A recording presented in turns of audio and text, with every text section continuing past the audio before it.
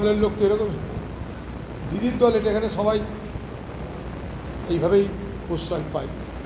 এখানে কোনো প্রতিবাদ নেই, যত অত্যাচার করতে পারো করো, তৃণমূল দল করলেই সব অত্যাচার মাপ। তাই এত বড় জঘন্য নিন্দাজনক যাকে নিয়ে এবং যে ঘটনা নিয়ে সারা বাংলা জুড়ে নিন্দার ঝড় বইছে, তাতেও দিদির পরোয়া নেই। দিদি এগুলোকে পরোয়া করে না।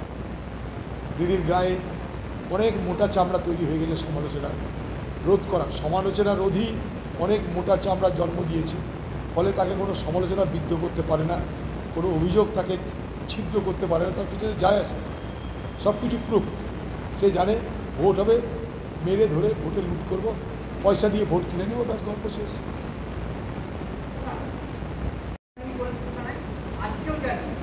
কি করবো রে ভাই যদি না গেলে?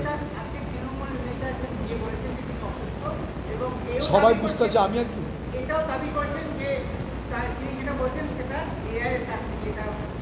আরে এআইয়ের কাছে যে হলেও যে যার বিরুদ্ধে অভিযোগ সেই তো বলছে আমি বলেছি বেশি ওষুধ খেয়ে বলেছি।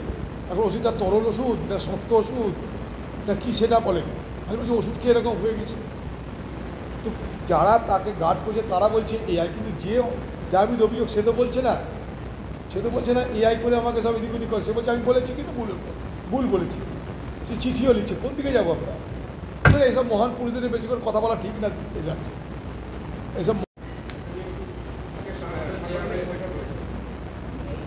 ব্যাপারে আমি এর আগে আপনাদের বলেছি যে পশ্চিমবঙ্গে বিজেপি তার ভোটের প্রচার শুরু করে দিয়েছে বলেছি, এবং শুধু পশ্চিমবঙ্গে বিজেপি নয়, তার সঙ্গে তালে তাল মিলিয়ে মোদির সঙ্গে দিদি সে ভোটের প্রচার শুরু করে দিয়েছে। নাহলে মোদির ভাষণ দেওয়ার সঙ্গে সঙ্গে তার পার্টি নয়, তাকে নিজেকে নবান্নে সাংবাদিক ডেকে বক্তব্য দিতে হচ্ছে, প্রতিবাদ করতে হচ্ছে, বা কাউন্টার ন্যারেটিভ তৈরি করতে হচ্ছে। অর্থাৎ ব্যাপারটা কত পরিকল্পিত। মোদি বলবে দিদি মোকাবেলা করবে, দিদি বলবে মোদির মোকাবেলা করবে।